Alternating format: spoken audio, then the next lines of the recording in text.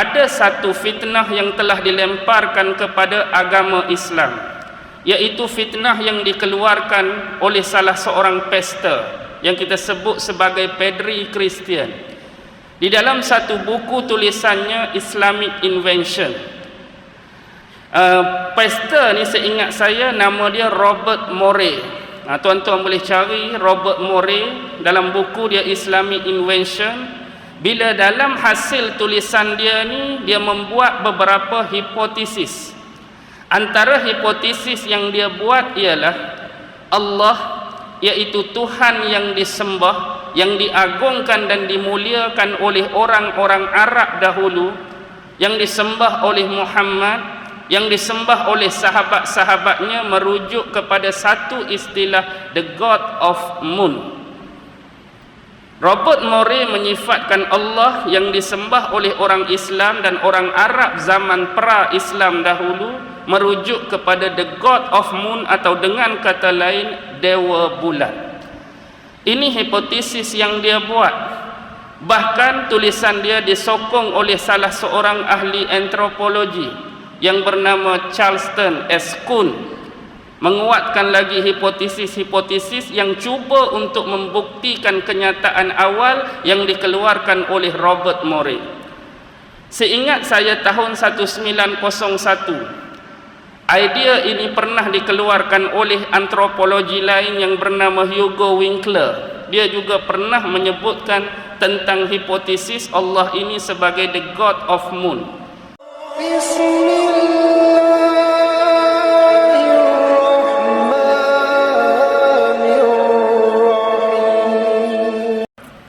Alhamdulillah, malam ini sekali lagi kita sama-sama dapat dipertemukan oleh Allah Subhanahu wa Ta'ala, dan mudah-mudahan pertemuan ini senantiasa beroleh rahmah, barakah dan petunjuk dari sisinya insya-Allah.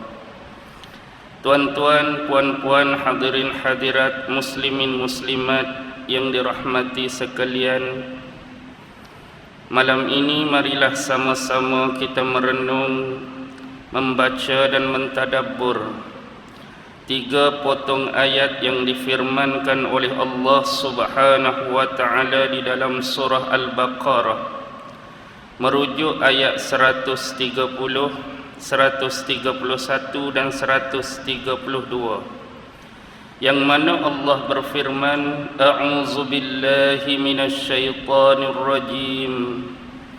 Wa man yarghabu 'an millati Ibrahim illa man safiha nafsah wa laqad istafainahu fid dunya wa innahu fil akhirati laminas salihin. إذ قال له ربه أسلم قال أسلمت لرب العالمين ووصى بها إبراهيم بنيه ويعقوب يا بني إن الله اصطفى لكم الدين فلا تموتن إلا وأنتم مسلمون. Surah Baqarah ayat 130 hingga 132.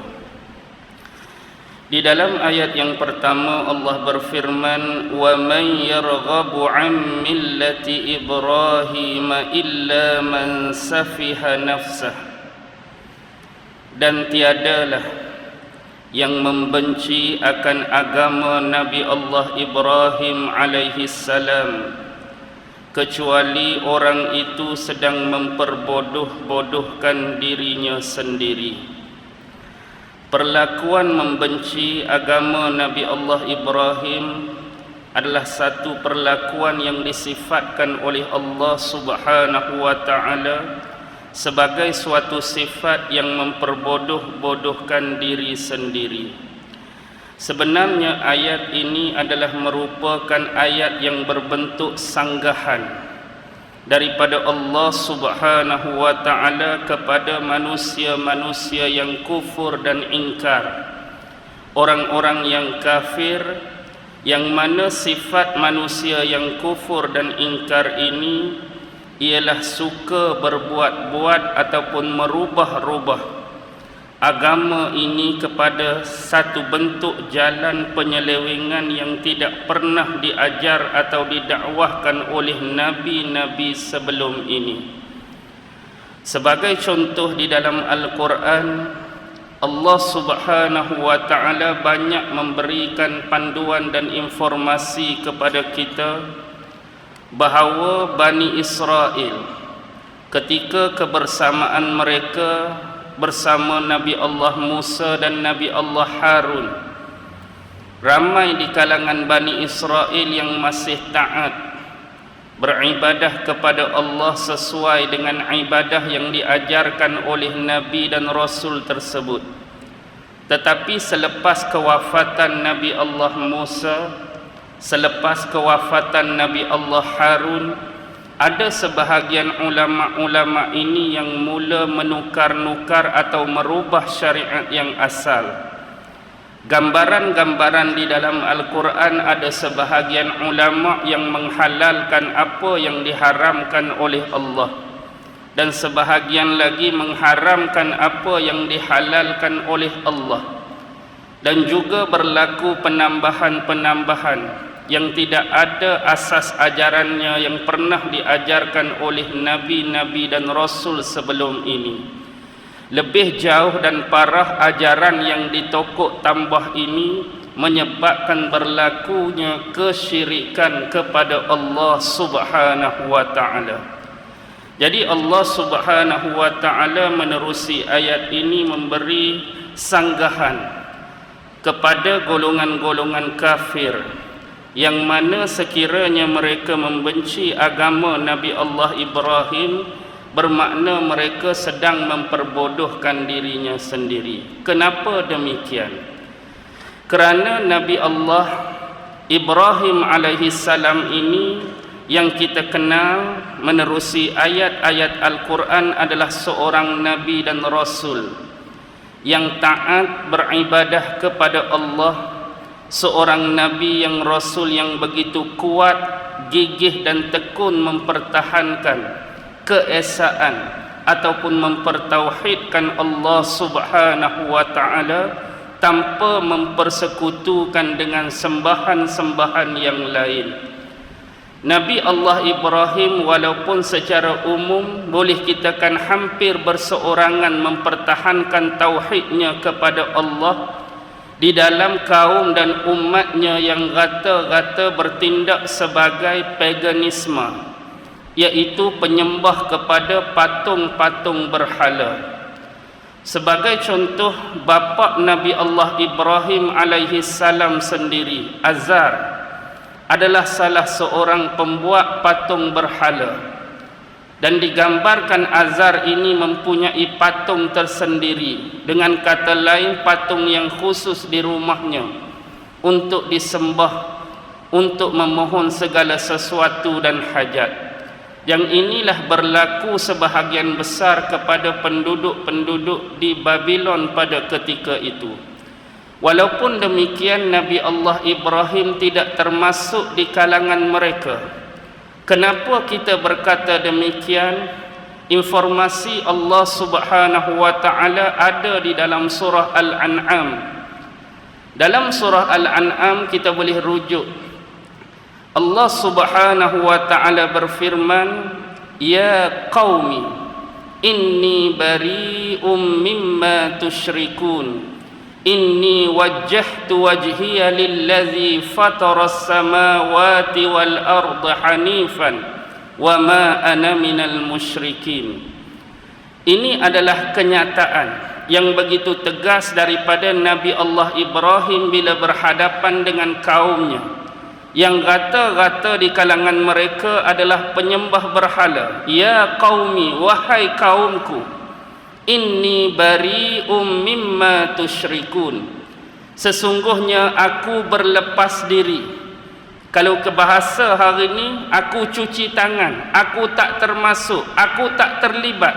Mimma tusyrikun, dengan apa-apa yang kamu syirikkan. Dengan kata lain, penegasan ini menunjukkan Nabi Allah Ibrahim berlepas diri daripada apa yang dilakukan oleh kaumnya berbentuk kesyirikan kepada pencipta mutlak mereka, iaitu Allah Subhanahu wa ta'ala. Bahkan ditegaskan lagi, inni wajjahtu wajhiya lillazi fataras samawati wal arda hanifa. Sesungguhnya aku menghadapkan diriku kepada Tuhan yang menciptakan langit dan bumi, dan aku cenderung mengikuti ajaran yang benar, agama yang lurus.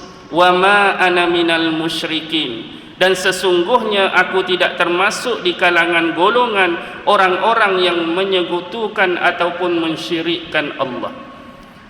Dan begitu juga diinformasikan oleh Allah di dalam surah yang lain, bila Nabi Ibrahim bukan setakat berhadapan dengan kaumnya, tetapi berhadapan dengan bapa kandungnya sendiri. Apa yang ditegaskan oleh Nabi Allah Ibrahim dalam surah Az-Zukhruf, wa idh qala Ibrahimu li abihi wa qaumihi innani bara'um mimma ta'budun. Dan ingatlah peristiwa ketika mana Nabi Allah Ibrahim alaihi salam berkata-kata ataupun berbicara kepada bapaknya dan kaumnya, innani bara'un, dan sesungguhnya aku berlepas diri, mimma ta'budun, daripada apa-apa yang aku sembah, daripada apa-apa yang kamu sembah. Kamu nak sembah patung ke, kamu nak sembah berhala ke, kamu nak sembah batu ke, kamu nak sembah kayu ke, yang ini aku berlepas diri. Aku tak terlibat dengan apa-apa yang kamu sembah. Melalui dua informasi ini cukup memberi penjelasan kepada kita bahawa Nabi Allah Ibrahim begitu tegas di dalam soal akidah, di dalam soal kepercayaan, di dalam soal keimanan kepada Allah. Langsung tidak ada ruang dalam akidah Nabi Allah Ibrahim sesuatu yang dinamakan sebagai syirik. Tidak ada ruang untuk memasukkan unsur-unsur penyekutuan, menduakan ataupun menyamakan Allah Subhanahu wa ta'ala dengan bentuk sembahan-sembahan yang lain. Yang inilah yang kita fahami, bahawa daripada keadaan yang berlaku kepada Nabi Allah Ibrahim, apa-apa jua bentuk kuantiti yang banyak, ataupun walaupun sesuatu pegangan atau kepercayaan dipegang oleh golongan majoriti, dia bukanlah jaminan bahawa golongan majoriti atau pegangan yang banyak itu berada di jalan yang benar. Tetapi apa yang berlaku kepada Ibrahim, walaupun seolah-olah kita bayangkan dia berseorangan mempertahankan akidah dan tauhid ini, dia sebenarnya berada di jalan yang benar, dan golongan majoriti kaumnya berada di jalan yang salah ataupun batil. Di dalam Islam, penanda aras bagi kebenaran dan kebatilan bukan kuantiti.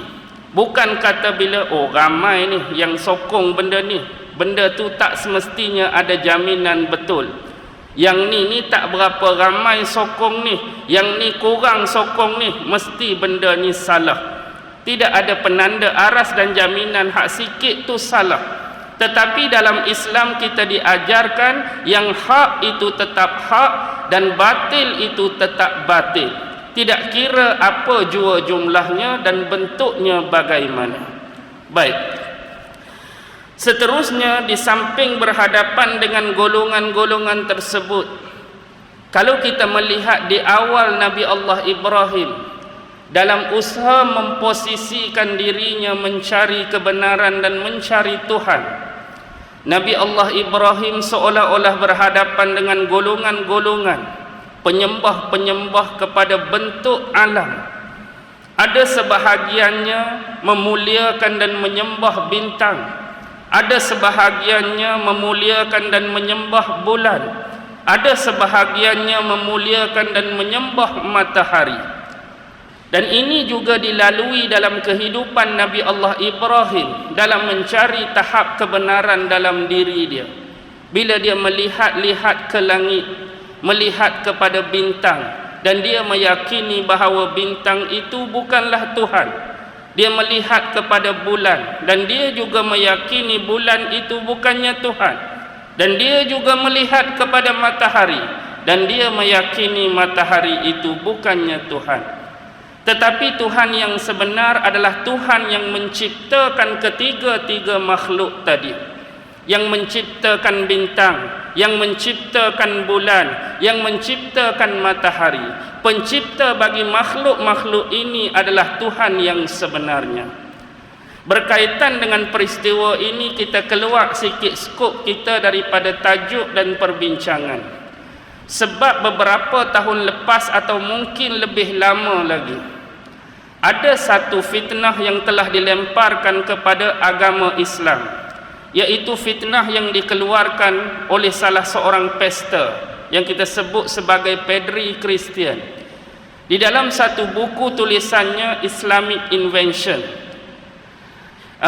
pastor ni seingat saya nama dia Robert Morey. Tuan-tuan boleh cari Robert Morey dalam buku dia Islamic Invention. Bila dalam hasil tulisan dia ni, dia membuat beberapa hipotesis. Antara hipotesis yang dia buat ialah Allah, iaitu Tuhan yang disembah, yang diagungkan dan dimuliakan oleh orang-orang Arab dahulu, yang disembah oleh Muhammad, yang disembah oleh sahabat-sahabatnya, merujuk kepada satu istilah, the God of Moon. Robert Morey menyifatkan Allah yang disembah oleh orang Islam dan orang Arab zaman pra-Islam dahulu merujuk kepada the God of Moon, atau dengan kata lain dewa bulan. Ini hipotesis yang dia buat. Bahkan tulisan dia disokong oleh salah seorang ahli antropologi yang bernama Charleston S. Kuhn, menguatkan lagi hipotesis-hipotesis yang cuba untuk membuktikan kenyataan awal yang dikeluarkan oleh Robert Morey. Seingat saya tahun 1901, idea ini pernah dikeluarkan oleh antropologi lain yang bernama Hugo Winkler. Dia juga pernah menyebutkan tentang hipotesis Allah ini sebagai the God of Moon. Bagaimana kita nak menyanggah, bagaimana kita nak menyangkal hipotesis-hipotesis yang bersifat murahan seperti ini? Bagaimana dia cuba mengandaikan apa yang dimaksudkan oleh Allah itu dilambangkan dan disimbolkan melalui sebuah patung yang bernama Al-Uzza. Dan Uzza ini identikal, dia lebih kepada patung yang bernama Hubal. Bila sebut tentang sejarah Hubal ni tuan-tuan, Hubal ini bukan berasal daripada Jazirah Arabiah, bukan berasal daripada bumi Mekah. Dia boleh dikatakan sebagai patung atau berhala pertama yang dibawa masuk ke bumi Mekah. Dalam sejarah, ketika zaman Nabi Allah Ismail alaihi salam, yang mana Nabi Allah Ismail ini tinggal bersama satu suku yang disebut sebagai Jurhum, yang asalnya Jurhum ini daripada negara Yaman. Jadi mereka datang ke bumi Mekah dan tinggal bersama Nabi Allah Ismail alaihi salam. Dan akhirnya bila Nabi Allah Ismail berkahwin dengan salah seorang puteri daripada suku Jurhum, lalu melahirkan anak-anak dan keturunannya. Dengan bahasa yang mudah dan cerita yang ringkas, keturunan-keturunan Ismail dan Jurhum inilah yang mewarisi tampuk pemerintahan dan kepimpinan di Mekah sejak sekian lama. Jadi yang jadi penjaga bumi Mekah atau disebut wali kota Mekah ni rata-rata daripada Bani Jurhum ni lah. Lepas mati hak ni naik pemimpin baru pun Bani Jurhum, mati hak tu naik pemimpin baru pun Bani Jurhum. Di suatu masa ada saudara mereka daripada Yaman, iaitu Bani Khuza'ah. Bani Khuza'ah ni dia datang ke bumi Mekah, tinggal sekali dengan Bani Jurhum ni. Lama kelamaan terjadi kesilap fahaman, perselisihan faham, sehingga menyebabkan berlakunya perang. Jadi berlaku perang antara Bani Jurhum dan Bani Khuza'ah. Buat pertama kali bila Bani Jurhum kalah dalam peperangan ni, tampuk pemerintahan ni berganti, bertukar. Jadi orang Bani Khuza'ah pula yang mengambil kepimpinan di bumi Mekah. Jadi pemimpin pertama yang dilantik daripada Bani Khuza'ah ni nama dia Amru bin Luhai Al-Khuza'i. Amru bin Luhai Al-Khuza'i ni dalam sejarah dari sudut kepribadian dia merupakan antara tokoh yang disenangi oleh masyarakat sebab sifat dia yang suka membantu, suka bersedekah, suka menderma, suka tolong orang. Itu sifat-sifat baik dia. Tetapi satu ketika Amru bin Luhai ni keluar menuju ke Syam. Bila dia pergi ke Syam, khususnya satu daerah yang disebut Balqa. Di Balqa ni dia lihat orang-orang di sana suka menyembah berhala, suka sembah patung, macam-macam jenis patung, macam-macam jenis berhala. Jadi bila Amru bin Luhai ni nak kembali dan balik semula ke Mekah, alang-alang dia nak balik, mai kat aku patung sekok, mai kat aku patung seketoi nak balik. Jadi orang-orang di sana bagi satu patung dekat Amru bin Luhai. Inilah yang disebut sebagai patung Hubal. Patung Hubal ni dalam riwayat tafsir-tafsir dibuat daripada batu akik merah. Bagi para pencinta jenis batu-batu dan cincin ni, bila saya sebut batu akik ni, ramailah kenal. Tak kenal lah. Akik ni pula jenis akik merah.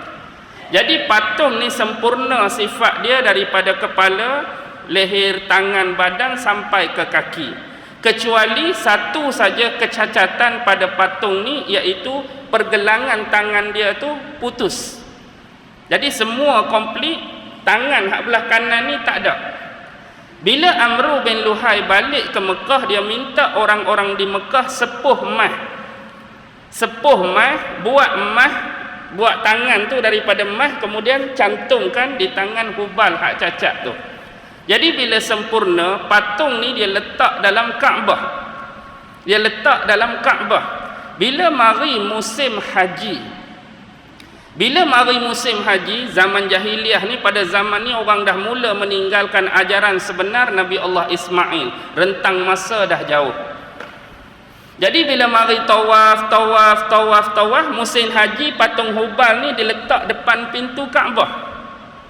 Habis tawaf 7 kali, berhenti depan patung, dia start dah memohon depan patung, minta depan patung, berhajat depan patung, doa depan patung. Berlakulah kesyirikan kepada Allah Subhanahu wa taala. Asbab apa? Asbab patung tadi bertindak sebagai wasilah dan perantara. Jadi sebabkan patung Hubal ini, maka dia menuduh Allah Subhanahu wa taala itu adalah simbolik dalam jelmaan patung Hubal, kerana patung Hubal tu ada satu lambang di dahi dia, iaitu lambang bulan sabit dan bintang. Bulan sabit hak kok lagu ni. Kalau bendera Malaysia tu bulan sabit duk lagu ni kan. Bulan sabit duk lagu ni, ada bintang. Jadi itulah dia menuduh dan membuat hipotesis Hubal itu adalah the god of moon. Baik. Seterusnya dia mengemukakan dalam tulisan dia tu gambar-gambar dan ukiran-ukiran yang lain. Rata-rata kebanyakan gambar dan ukiran tu ada simbol bulan dan ada simbol bintang. Nak menguatkan lagi hipotesis dia. Baik. Kalaulah patung Hubal ini begitu identik ataupun cuba disimbolkan dengan Allah, yang tak mampu kita nak tafsir, yang tak mampu kita nak gambar, yang tak mampu kita nak fantasi, yang tak mampu kita nak imajinasikan, lalu terserlah dalam bentuk patung Hubal, bermakna patung itu patut dimuliakan, patut dijaga dengan baik. Tetapi hakikatnya apa yang berlaku pada tahun 8 Hijrah bila Rasulullah datang dengan segerombolan sahabat dalam jumlah yang besar, 10,000 orang, iaitu peristiwa pembukaan kota Mekah. Dalam peristiwa pembukaan kota Mekah, bila Nabi masuk dalam Masjidil Haram, ada berapa ratus patung dalam tu? 360 patung termasuk Hubal. Kalaulah hubal ini begitu bermakna dan dimuliakan, pasti hanya 359 patung yang dimusnahkan. Hak ni jangan ni, hak ni mulia ni, hak ni bagus ni, hak ni terbaik ni. Tapi hakikatnya hubal juga menjadi apa? Antara patung yang dihancur dan dimusnahkan. Seolah-olah menunjukkan gambaran dalam peristiwa ini, hubal walaupun sebesar debu tidak ada makna bagi orang-orang Islam, kerana dia adalah bentuk keberhalaan dan bentuk kesyirikan kepada Allah.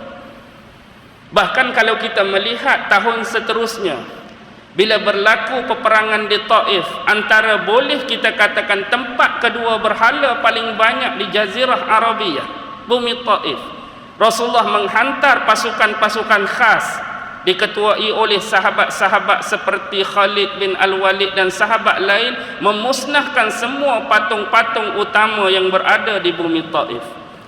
Dan bila kita meneliti hadis-hadis Rasulullah, tengok apa peristiwa yang berlaku. Kebanyakan mungkin ada hajat-hajat dan doa mereka yang dimakbulkan bila mereka berdoa di hadapan patung atas sebab apa? Kerana ada dua peristiwa di mana dua patung yang mereka sembah itu adanya di dalam jin-jin. Sebagaimana pernah satu ketika bila sahabat tu dah lumatkan, dah hancurkan tempat penyembahan berhala tu, dia bagi tahu dekat Rasulullah, wahai Rasulullah, saya dah selesaikan tugas saya dah hancurkan tempat penyembahan berhala. Kemudian Rasulullah tanya, bila mana kamu menghancurkan patung berhala tu, kamu ada nampak apa-apa dah atau berlaku apa-apa kejadian? Oh, tak ada pula. Kalau tak ada, tak selesai lagi. Bagi kita bila tengok patung pecah, patung rosak, patung hancur, settle lah. Tapi Nabi tanya, ada benda-benda pelik berlaku tak? Ada nampak apa-apa? Tak ada. Tak ada, tak settle lagi. Bila pi kali kedua, baru dia keluar menatang hak ada dalam patung tu. Jenis gambaran makhluk yang hitam, legang, rambut panjang, mata merah, menatang tu rupanya duduk dalam tu. Mungkin sebahagian permintaan mereka ditunai oleh jin-jin tersebut. Jadi kebanyakan berhala-berhala ni tak terkecuali daripada dimasuki oleh iblis-iblis dan syaitan, nak mempengaruhi manusia untuk setia memperbodohkan diri mereka melakukan amalan kesyirikan ini. Yang kedua, bila mana dia mengatakan hipotesis ni juga bersifat murahan dan langsung tak boleh dipandang. Kerana kebetulan orang-orang Islam bila mereka nak menanggalkan waktu atau masa, mereka menggunakan sistem apa? Sistem peredaran bulan. Untuk menanggalkan hari, menanggalkan minggu, menanggalkan bulan, menanggalkan tahun. Kita ikut kalender berasaskan peredaran bulan, lunar system.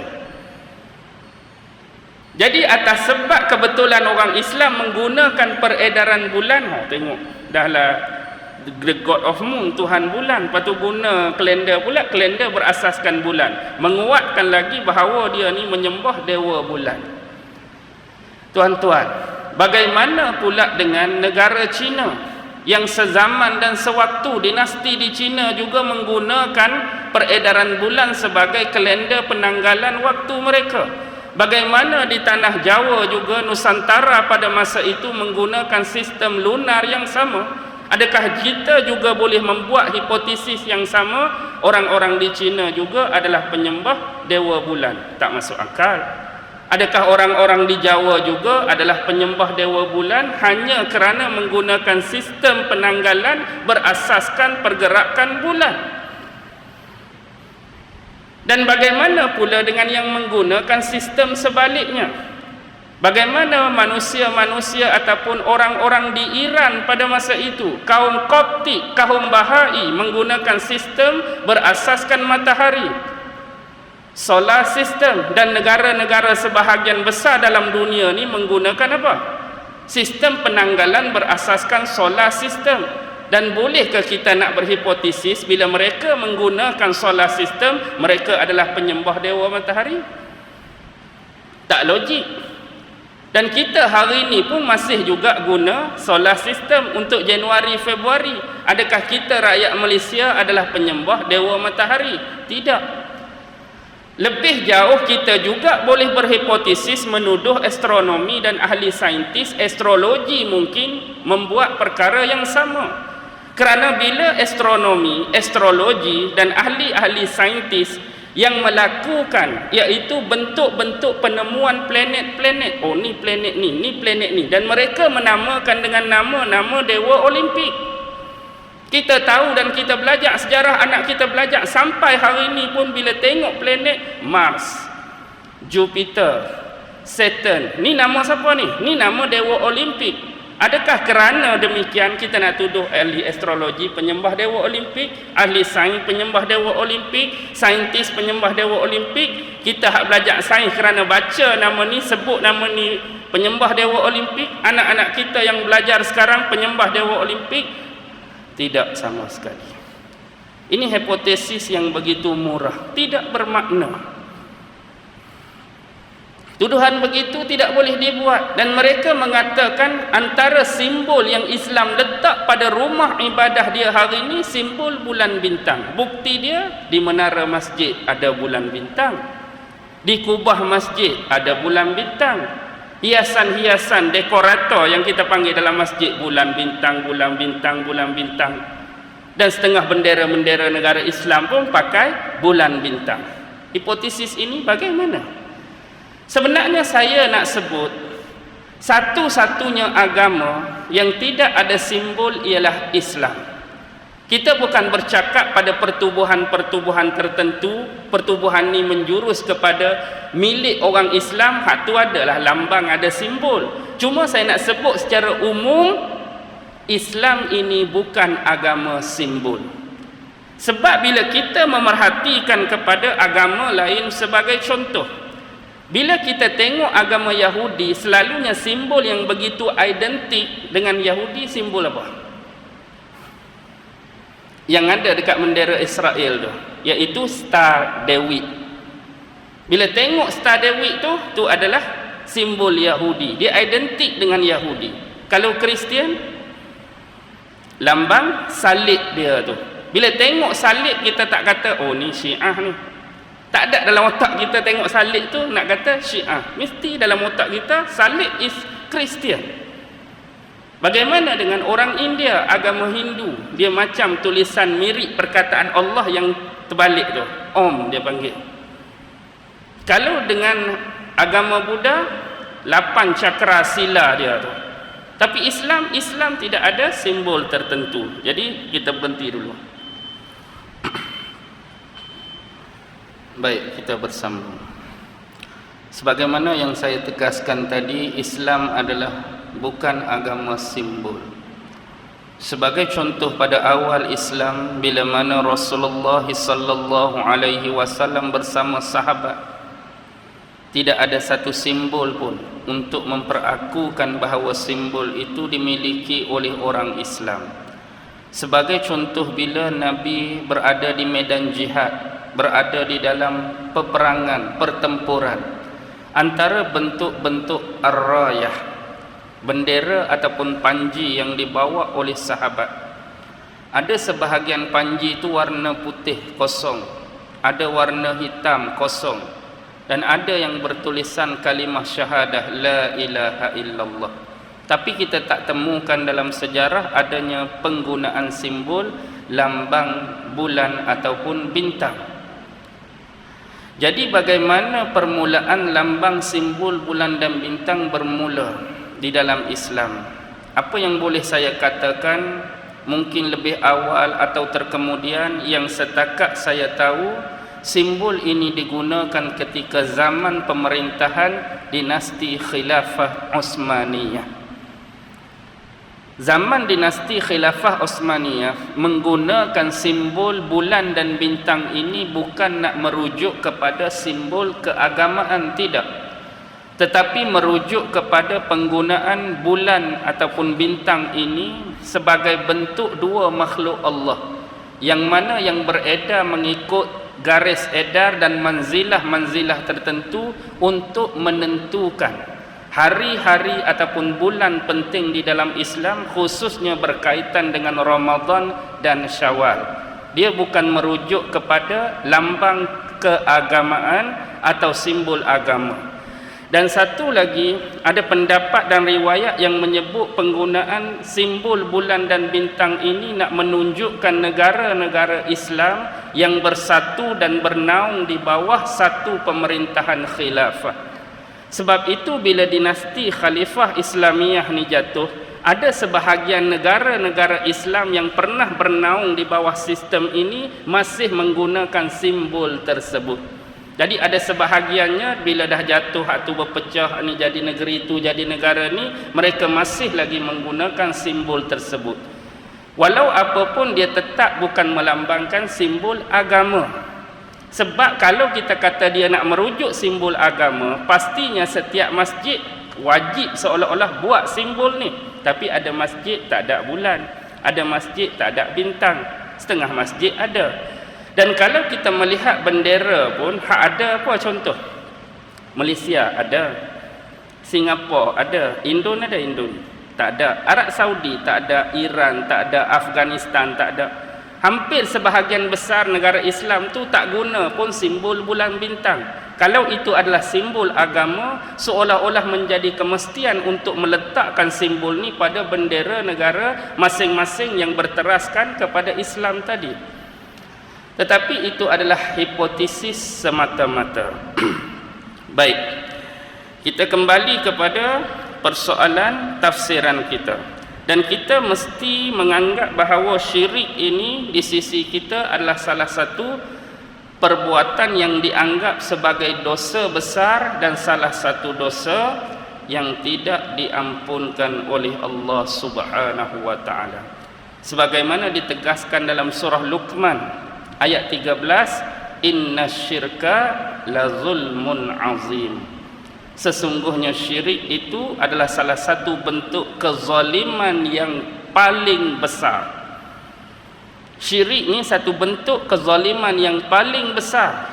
Imam Abu Aliyah dan Imam Qatadah menerusi tafsir Ibnu Katsir menegaskan ayat ini turun kepada orang-orang Yahudi, yang mana mereka bila menyelewengkan agama mereka, penambahan dan tokok tambah yang mereka buat di dalam nilai dan ajaran agama tu ada sebahagiannya menjurus kepada bentuk kesyirikan kepada Allah.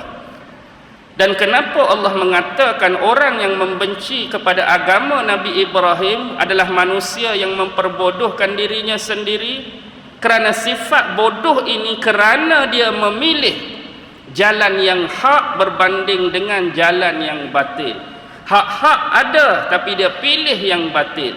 Yang benar ada tetapi dia pilih yang salah. Yang jelas ada tapi dia pilih yang kelam dan kabur.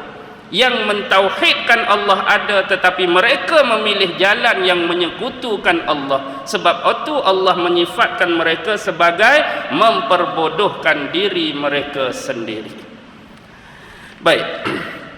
Ayat seterusnya, walaqad istafainahu fid dunya wa innahu fil akhirati laminas salihin. Sesungguhnya Allah Subhanahu wa taala memilihnya. Pilih siapa? Nabi Allah Ibrahim sewaktu keberadaannya di dunia.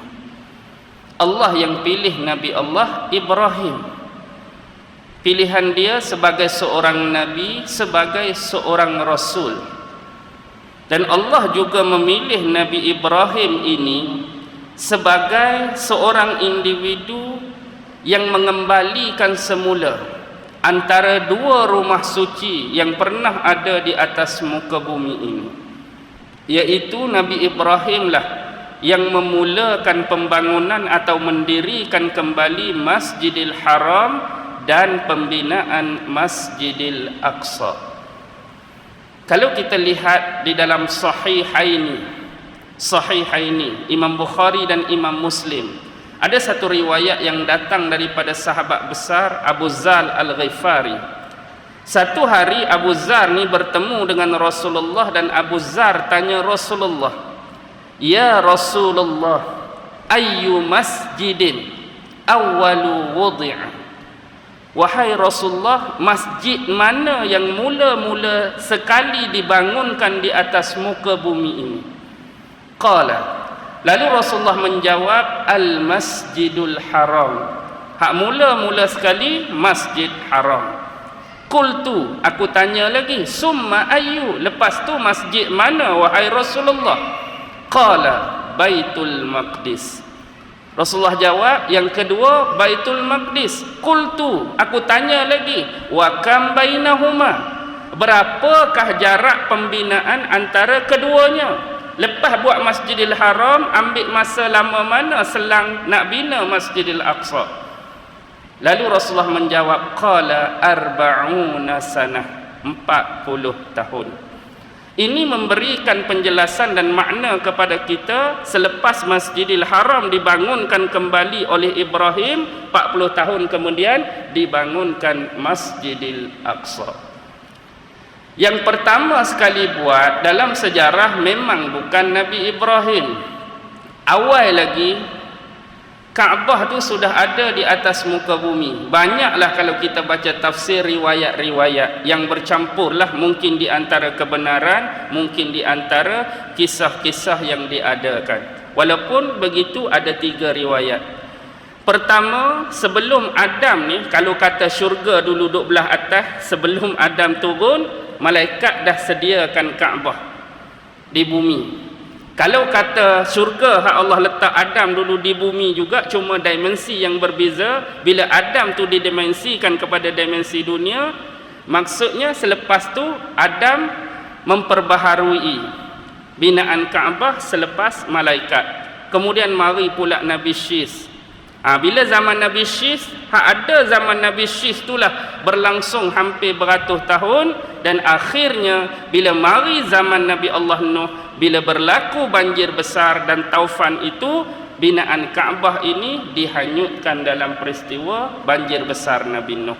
Tapak tu tetap di situ, tapi binaan tu dah hanyut. Jadi sebab itulah Allah minta Nabi Ibrahim dan anak dia Ismail bina balik atas tapak yang sama. Kan Quran sebut, wa idh yarfa'u Ibrahimul qawa'ida minal baiti wa Ismail.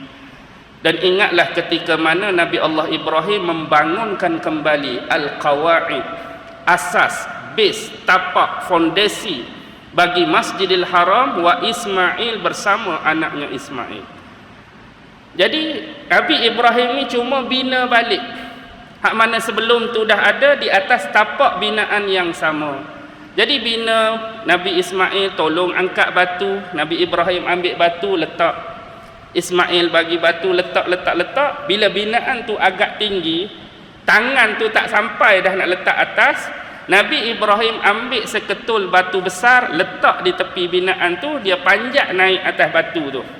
Jadi bila Nabi Ismail bagi, maka Nabi Ibrahim ambil.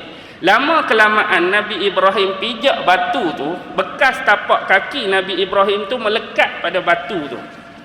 Jadi bekas tapak kaki itulah diambil sekarang. Kalau tuan-tuan pergi ke Mekah, di satu sudut dekat dengan Kaabah tu ada satu cermin kaca, disebut Maqam Ibrahim.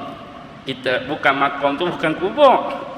Makam tu sebagai satu tempat kita tengok, mana takkan kubur tu kecil. Rupanya dalam tu ada batu bekas tapak kaki. Yang batu itulah dulu dipijak oleh Nabi Allah Ibrahim. Maqam Ibrahim di Gua Makpelah.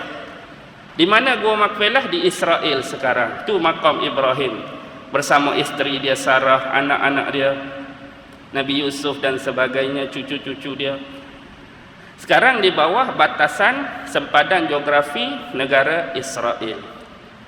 Jadi asal binaan tu dalam riwayat berbentuk, kalau bentuk macam ni segi tepat ke segi empat tepat, satu lagi segi empat sama kan? Kalau macam ni segi empat tepat ke segi empat sama? Ni segi empat sama ke tepat ni Zamri? Ni tepat. Kalau betul-betul tu segi empat sama. Baik. Kaabah sekarang segi empat sama. Kalau dulu macam ni, bila dulu macam ni, baik. Kalau kita kata contoh sekarang ambil line ni kan. Ni. Jadi bila dulu di sini, sebab itulah nak menandakan bahawa ni tapak Kaabah dulu, sebab tu dibuat Hijir Ismail. Hijir Ismail tu bukan saja dibuat, tapi nak menandakan kawasan Hijir Ismail dulu termasuk binaan Kaabah. Sebab tu bila nak tawaf, jangan tawaf kat dalam hijir tu. Tawaf kat dalam hijir lingkup lah. Kena tawaf di luar. Sebab dulu tu kawasan hijir tu termasuk tapak binaan Kaabah. Jadi bila buat segi 4 tempat, kalau tak buat hijir, orang pergi tawaf masuk waktu kan. Jadi sebenarnya tu adalah tapak dulu. Jadi bila buat hijir, orang pergi ikut luar. Masuk kat dalam hijir tu cari nahan. Tapi kalau time tak tawaf, tak apa nak masuk pun. Tak ada masalah nak duduk situ pun. Boleh faham lah? Tu yang sebenar. Dan Kaabah ni banyak kali dah direnovasi, berapa mungkin 2, 3, 4 kali lebih untuk sampai ke tahap Kaabah yang ada sekarang.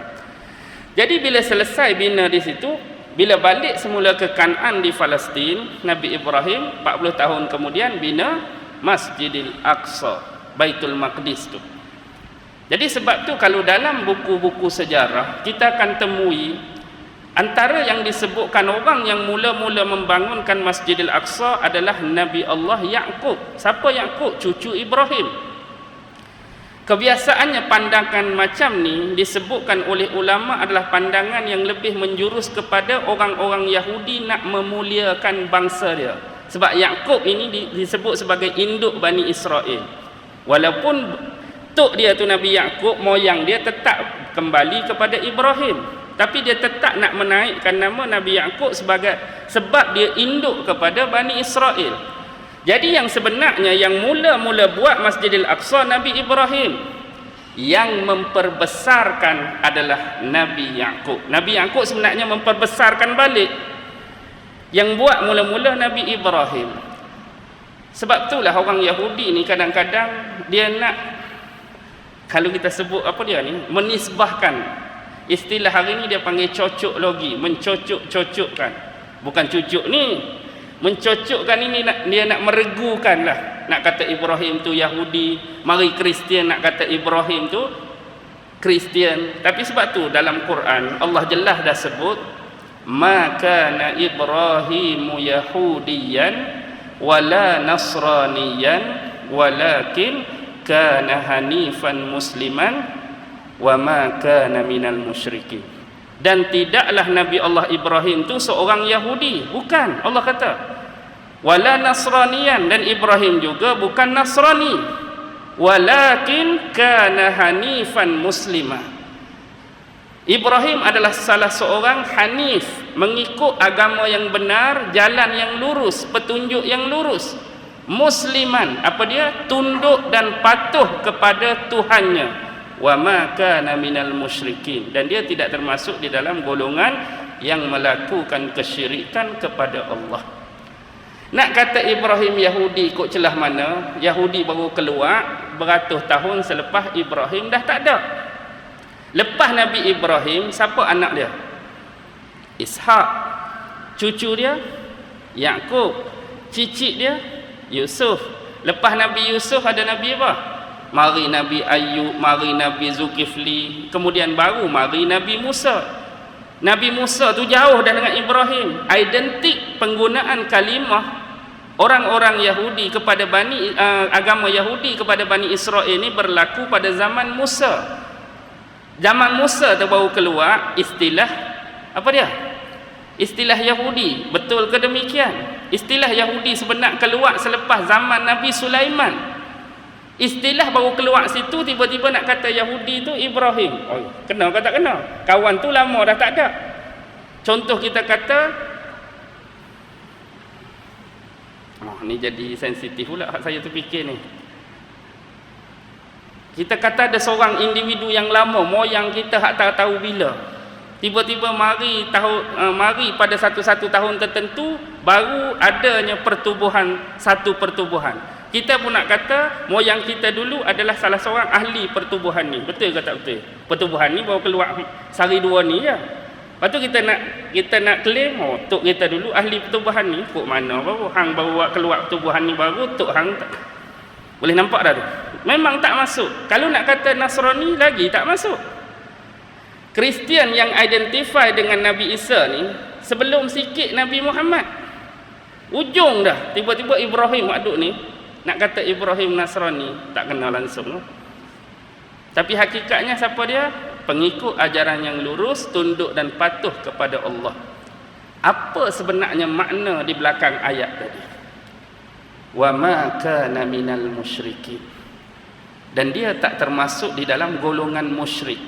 Kalau kita faham betul-betul hak Allah sebut pada benda yang ketiga. Benda pertama Allah sebut Ibrahim bukan Yahudi, settle. Benda kedua Allah sebut Ibrahim bukan Nasrani, settle. Benda ketiga, Ibrahim pengikut ajaran yang lurus, tunduk dan patuh pada Tuhan dia, settle. Kalau kita faham betul-betul yang nombor tiga, seorang yang mengikut ajaran yang benar, agama yang lurus, tunduk dan patuh, agak-agak dia buat lagi tak benda-benda tak elok. Tapi kenapa ada lagi disebut di belakang tu, dia kait sikit, dan dia tak termasuk di kalangan orang-orang yang mensyirikkan Allah. Dah kata dia ajaran yang lurus, dia tak syirik. Agama yang benar, dia tak syirik. Tunduk, dia tak syirik. Patuh, dia tak syirik. Patutnya benda tu tak disebut. Ataupun kita buat ayat lain. Ni bukan ayat Quran yang contoh. Dia adalah seorang yang baik dan dia tidak termasuk di kalangan orang-orang yang zalim. Bila kita kata orang tu baik, tak perlu dah buat ayat tak termasuk orang zalim. Ini menandakan apa pada kita? Nisbah yang paling mudah, walaupun hari ni kita kata aku bukan Yahudi, aku tak termasuk langsung dengan Yahudi, aku tak terkesan dengan agama Yahudi, aku tak ikut cara Yahudi, aku juga bukan Nasrani, aku tak terikut dengan orang Nasrani, tapi aku adalah beragama lurus, aku orang Islam. Cukup berhenti. Tetapi hakikatnya hari ini, adakah orang Islam akan terlepas daripada sifat-sifat mensyirikkan Allah? Islam tu ramai, Islam tu banyak, tapi dalam banyak-banyak ramai Islam itu, ada tak yang akan terlepas daripada perlakuan syirik kepada Allah walaupun dia orang Islam? Akan ada tak bang? Kekosong, orang Islam semua bagus, tak ada pun hak syirik. Tak, ini poin dia. Dalam banyak-banyak orang Islam akan terlepas pada perbuatan atau perlakuan syirik, sama ada syirik besar, syirik kecil, syirik jelas, syirik samar, syirik jali, syirik khafi. Paling common pun syirik khafi, syirik yang halus dan tersembunyi. Ingat, bukan main-main persoalan syirik. Kenapa dia disentuh di belakang ayat ni? Islam bukan jaminan untuk tidak melakukan bentuk-bentuk kesyirikan kepada Allah. Okey. Ada dua ayat lagi ni, baru habis satu ayat. Satu ayat pun tak habis lagi ni. Nak sambung minggu satu lagi. Kita perhabis ayat ni lah, hak satu tu. Mana tadi? Allah. Wa innahu fil akhirati laminas salihin. Dan sesungguhnya dia Ibrahim fil akhirah, di akhirat kelak, laminas salihin, didudukkan atau ditempatkan Allah di kalangan manusia-manusia yang saleh. Jadi bagaimana boleh seseorang membenci agama Nabi Allah Ibrahim, ajaran Nabi Allah Ibrahim, ataupun batang tubuh Nabi Allah Ibrahim sendiri? Kerana Allah menyifatkan dia apa? Aku pilih dia. Allah pilih Ibrahim sewaktu berada di atas dunia dengan pilihan-pilihan dan keistimewaan tertentu. Pangkat dia Nabi, pangkat dia Rasul, manusia antara yang paling awal membina 2 masjid, 2 rumah suci. Daripada keturunannya lahirnya para nabi-nabi, para rasul-rasul. Daripada anak dia Ishak, nabi-nabi Bani Israel. Daripada anak dia Ismail sampai kepada nabi terakhir Muhammad. Allah muliakan doa dia bila selesai pembinaan Kaabah. Dia minta kepada Allah agar rumah ini, tempat ini sentiasa dikunjungi oleh manusia setiap masa. Makbulnya doa Nabi Allah Ibrahim, carilah, ambil beberapa minit tertentu yang Kaabah dan Masjidil Haram tak ada orang. Bila? Aku nak tengok pukul berapa Kaabah ni sunyi, pukul berapa Kaabah ni sepi. Tak ada. Setiap detik, setiap saat, setiap masa ada orang. Kita pi ada hak duk tawaf walaupun 2-3 orang, ada hak duk sa'i walaupun 2-3 orang, ada duk baca Quran, ada duk minum zam-zam, ada duk berzikir, ada duk berwirid, tak akan pernah sunyi. Tapi tempat lain mungkin ada ketika orang pi, ada ketika orang tak pi, ada ketika orang ziarah, ada ketika orang tak ziarah, ada ketika orang pi melancong, ada ketika tempat tu mungkin ditutup. Dan di akhirat besok Allah bagi kelebihan, tergolong di kalangan orang-orang yang soleh. Inilah yang kita nak. Nak masukkan dalam kelompok manusia soleh, kita perlu jadi soleh. Soleh pada apa? Soleh pada akidah, kepercayaan, keimanan. Soleh dalam bersyariat, mengikuti setiap perintah Allah dan menjauhi setiap larangannya. Dan soleh pada agama. Sama ada berhubungan dengan Allah pun kena soleh, berhubungan dengan manusia, bermasyarakat dan bersosial pun kena soleh, berhubungan dengan alam, tumbuhan, binatang pun kena soleh, berhubungan dengan diri sendiri, hak-hak kita pun kena soleh. Barulah Allah golongkan kita termasuk di kalangan manusia-manusia yang soleh. Jadi itulah kemuncak seorang hamba. Kita nak diri kita, dan sebagai sifat mukmin bukan kita seorang, kita nak saudara-saudara seagama, saudara seislam kita juga menempatkan kita semua di tempat yang sama, di tempat manusia-manusia yang soleh, yang diredai oleh Allah Subhanahu wa ta'ala. Boleh dah berhenti kot, kena habis lagi 2 ayat ni, lagi panjang ni. Berhenti aku, kena lagi. Boleh lagi? Boleh lagi? Boleh? Boleh lagi, kita sikit lagi.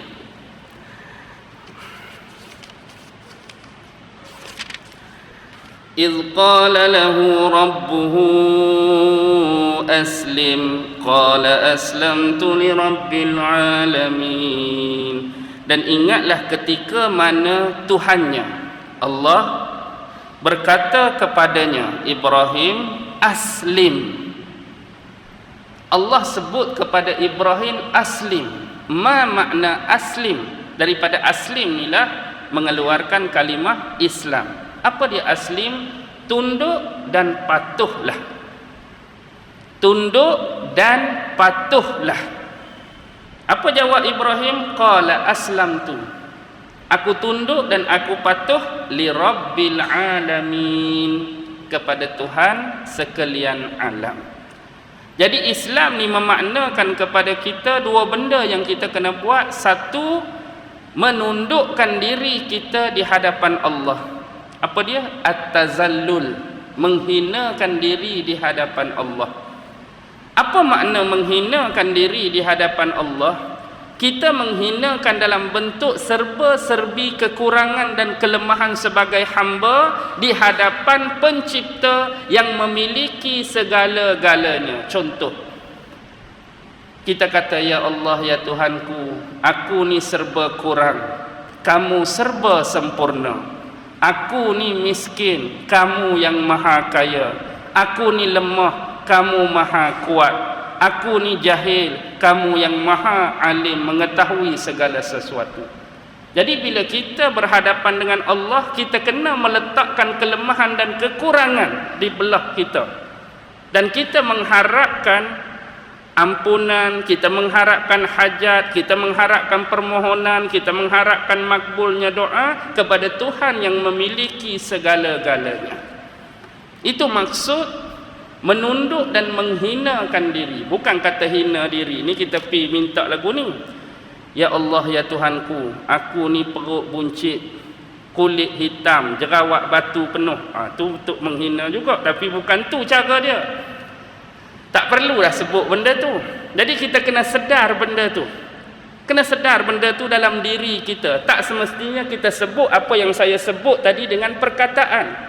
Boleh juga kita letakkan benda yang sama dalam hati, merasakan benda tu kita ni lemah segala-galanya, hak lebih Allah segala-galanya. Bila kita rasa kita lemah, maka di sinilah lahirnya keperluan, memerlukan Allah. Bila kita perlu kepada Allah, datanglah berupa perintah dan larangan. Jadi bila mari perintah dan larangan, dia keluar hak nombor 2 tadi. Selepas tunduk, patuh. Hak Allah suruh kena buat, hak Allah larang kena tinggal. Tetapi ada sebahagian orang Islam hari ini, di antara tunduk dan patuh, dia cuma buat salah satu. Dia tak buat dua-dua. Dia buat kebanyakan yang pertama, dia tunduk. Dia sedar hak tu. Siapa Tuhan kamu? Allah. Dia kuat tak? Kuat. Dia sempurna tak? Sempurna. Kamu sendiri? Aku lemah, aku tak reti, aku tak pandai. Hak bahagian tan patuh, bila Allah suruh semayang, semayang tak? Semayang tu aku tak semayang lah. Itu pula jamnya. Hak bahagian ni dia yakin, dia percaya. Tapi bila Allah suruh tu, semayang pun tak, puasa pun tak. Jadi bila kita rasa kita memerlukan Allah, apa saja perintah kita kena ikut, apa saja larangan kita kena tinggal. Tunduk dan patuh menjadikan kita Muslim yang sebenar. Bukan setakat tunduk tapi kita tak mematuhi. Sebab tu jawapan Nabi Ibrahim pun dua-dua. Aku tunduk dan aku patuh kepada Tuhan sekalian alam. Perhabislah secara ringkas. Wa wassa biha Ibrahimu banihi wa Ya'qub. Dan ketika Nabi Allah Ibrahim berwasiat, ini adalah gambaran ketika Nabi Allah Ibrahim di penghujung hayat dan kehidupan. Dia panggil anak-anak dia, cucu-cucu dan keturunan dia yang ada, dia nak beri wasiat. Apa yang dia wasiatkan? Wa wassa biha. Dhamir ha tu pada biha, dhamir tu kembali kepada ayat sebelum ni hak Nabi Ibrahim sebut. Aslamtu li rabbil alamin. Aku tunduk dan aku patuh kepada Tuhan sekalian alam. Dengan kata lain, Nabi Allah Ibrahim meredai dan merelakan Islam itu sebagai ikutan. Dan inilah yang dia wasiatkan kepada anak dan cucu dia, supaya menjaga agama ini dengan sebaik-baiknya di dalam kehidupan mereka. Apa yang diwasiatkan? Ibrahimu banihi wa Ya'qub. Tengok kalimah Ya'qub tu, di huruf ba tu huruf rafa'. Apa dia rafa'? Baris depan. Wa Ya'qubu. Kalau kita baca wa Ya'qubu, dia jadi cerita dia macam ni. Dan ketika Nabi Allah Ibrahim berwasiat kepada anak-anaknya, kalau kalimah Ya'qub dibaca dengan rafa' dan begitu jualah dengan Nabi Allah Ya'qub. Gambaran dia, ketika Nabi Allah Ibrahim hampir wafat, dia mewasiatkan Islam kepada anak dia, dan begitu jugalah Nabi Allah Ya'qub ketika hampir wafat, dia mewasiatkan Islam kepada anak dia. Jadi dalam konteks bila ba tu guna huruf rafa', yang menjadi pewasiat adalah Ibrahim, yang menjadi pewasiat adalah Ya'qub. Baik. Sebahagian ulama-ulama salaf ada yang membacakan pada kalimah Ya'qub tadi dia tak baca rafa'. Dalam Quran asal ba tu rafa', tapi dia baca wa Ya'quba. Nasab baris atas pada huruf ba. Kalau baris atas pun dia betul. Bila baris atas, jalan cerita dia bertukar. Bila baris atas, Nabi Ibrahim berwasiatkan kepada anak-anaknya termasuk Ya'qub. Jadi dalam konteks nasab, ba tu baris atas, Nabi Ibrahim sebagai pewasiat, yang terima wasiat anak-anak Ibrahim, dan termasuk Ya'qub tu yang menerima wasiat, kerana masa Nabi Ibrahim bagi wasiat, Ya'qub tu dah ada. Anak-anak Ibrahim ada, Ishak tu anak dia, cucu dia Ya'qub pun ada masa tu. Jadi dalam konteks ba baca baris atas tu, Ya'qub termasuk yang menerima wasiat. Jadi hak mana betul, hak mana salah? Dua-dua betul.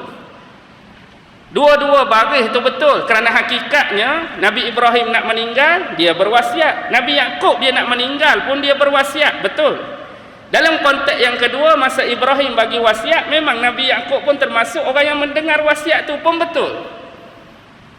Sebab ada Imam Qushairi, yang mana salah seorang ahli tafsir besar, Imam Qurtubi, tafsir Qurtubi tu, dia mengambil satu riwayat daripada Imam Qushairi yang mengatakan bahawa Nabi Allah Yaqub belum lahir ketika wasiat Nabi Ibrahim duk bagi ke ahli keluarga dia, Nabi Yaqub tak ada lagi. Tapi dia tak datangkan dalil. Jadi hujah dia ni dhaif, lemah dan tak berapa kemas. Hakikatnya ahli-ahli sejarawan menyebut memang waktu Ibrahim bagi wasiat, Nabi Allah Yaqub dah ada pun. Nabi Allah Yaqub dah ada. Banyak contoh kita tengok dalam surah Hud ayat 71. Fabasyarnaha bi Ishaqa wa min warai Yaqub. Kami mendatangkan berita gembira, fabasyarnaha bi Ishaqa, dengan akan lahirnya Nabi Allah Ishaq. Wa min warai, dan selepas itu di belakangnya, sebenarnya bukan di belakang, masuk di situ. Kemudian akan dikurniakan siapa? Yaqub, dikenuakan Yaqub. Lepas Ishaq akan dikurniakan Yaqub kepada Nabi Allah Ibrahim. Kemudian dalam surah apa lagi? Al-Anbiya contoh ayat 72. Wa wahabna lahu Ishaqa wa Yaquba nafilah. Dan kami menganugerahkan Ishaq dan Yaqub kepada Ibrahim sebagai salah satu bentuk anugerah. Maksudnya Yaqub dah ada ketika zaman Nabi Allah Ibrahim tu yang benar. Cuma yang banyak jadi perselisihan, macam contoh hak bina masjid tadi. Sebab ada seorang ahli hadis, nama dia Ibnu Hibban. Siapa yang belajar hadis, kenal lah. Antara tokoh hadis ni Ibnu Hibban. Ibnu Hibban kata, orang yang mula-mula membangunkan Masjidil Aqsa ialah Nabi Sulaiman. Ni pelik sikit ni. Dari sudut ilmu hadis dia kita hormat lah. Tapi dari sudut pandangan tak semestinya bila dia tokoh hadis dia tak melakukan kesalahan dan kesilapan. Sebab ni bidang sejarah. Bila dia kata Nabi Sulaiman yang mula-mula membangunkan Masjidil Aqsa, apa jadi? Pandangan dan pendapat yang dia keluarkan ni seolah-olah dia baling bomreng. Bomreng ni kalau kita baling dia pergi ke mana? Dia mari balik kat kita. Jadi seolah-olah pandangan dia ni makan dirilah. Sebab Sulaiman ni anak Daud, sedangkan zaman Daud dah ada lama dah Masjidil Aqsa. Tak logik zaman Daud ada tiba-tiba jadi tak ada. Mari anak dia Sulaiman baru nak buat balik. Sebenarnya dia kes macam ni. Nabi Sulaiman sebenarnya merenovasi dan membangunkan kembali Masjidil Aqsa, itu benar. Contoh macam ni lah, nak bagi mudah faham. Fahamlah. Saya pun nak bagi secara drastik, nak bagi mudah faham, mungkin betul mungkin salah lah, tapi nak bagi mudah faham. Contoh, setiap kali kalau saya diundang berceramah, terutama masjid yang kita tak pernah pergi, ni first time, saya suka antara soalan yang saya tanya kepada pengurusi atau AJK waktu orang duk jamu makan tu, bang, lama mana dah masjid ni? Kalau surau ni lama mana? Dalam 80 tahun ada dah ustaz. Tapi hak mula-mula bangun dulu Tok Guru Pondok kecil lagi, buat daripada kayu. Lepas tu mari pula cucu dia tu, bila ramai orang duk main mengaji tu, kecil sangat tak muat, dia perbesar sikit. Jadi hak ada lani ni memang hak lama tu roboh dah. Lani ni batu macam ni, ekon apa. Okey. Dari sini seolah-olah saya boleh gambarkan hak awal-awal Tok Guru buat tu hak Ibrahim buat.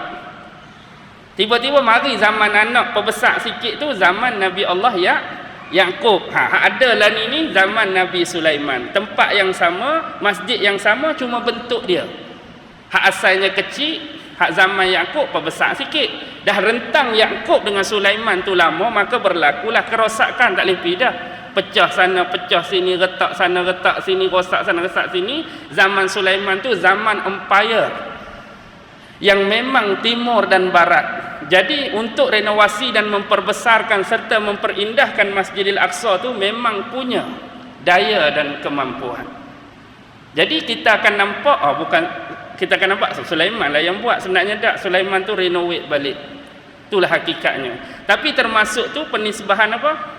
The Solomon Temple satu lagi, iaitu Haikal Sulaiman. Persoalan dia, Haikal dengan Masjidil Aqsa dua tempat yang berbeza, ataupun Haikal Sulaiman tu dah merujuk kepada Masjidil Aqsa. Itu persoalan yang kita kena bongkar. Apapun ayat terakhir apa dia? Innallaha astafa ya baniya, wahai anak-anakku, innallaha astafa lakumuddin. Ingatlah, sesungguhnya Allah memuliakan kamu, memuliakan kalian dengan agama ni.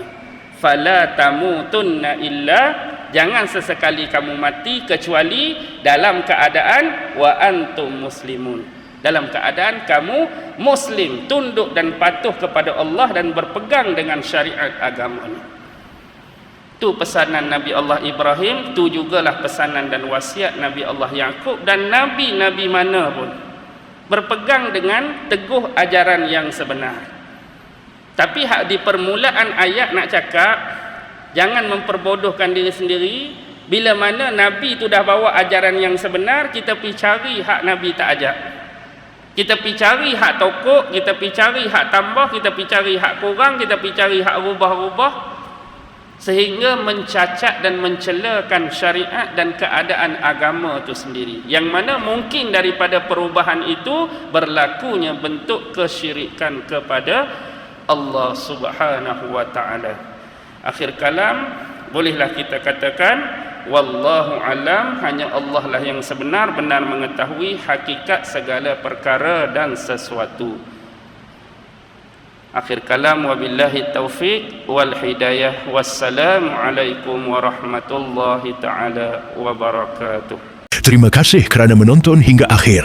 Jangan lupa like, komen dan subscribe channel Nasihat Ustaz untuk lebih banyak perkongsian ilmu. Semoga kita semua dirahmati Allah. Assalamualaikum warahmatullahi wabarakatuh.